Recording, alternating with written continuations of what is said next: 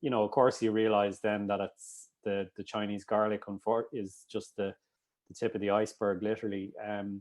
But when I realized, when I was thinking about garlic or reading up about garlic, that it actually can be grown in Ireland, I decided to do that and try it out. And so, like, literally went out to the garden with a shovel and dug a bit of, you know, turned over a couple of sods, did a bit of digging, and I don't know if your listeners have kind of ever grown garlic before, but I was kind of lucky I started with it because it's a very straightforward thing to grow. Like, you literally break up a bulb of garlic and stick the individual cloves down into the ground. Like, they go, you know, about an inch underneath the soil, and you get eventually that kind of clove, each of the cloves splits and turns into a bulb. So it's like this magical sort of circular process that's just unbelievably straightforward. And so I was lucky I started with that and not something harder to grow like tomatoes or whatever,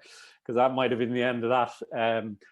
But so it grew away, and, you know, over in the corner of the garden, and garlic has this very kind of almost like an early warning system built into it. Like, it kind of it, when it's ready 6 months later, it there's a sort of a tug of war happens between the stem and the bulb, where it's sucking the nutrients down into the bulb, and so the stem kind of dies off, like goes yellow and then brown and then kind of falls over.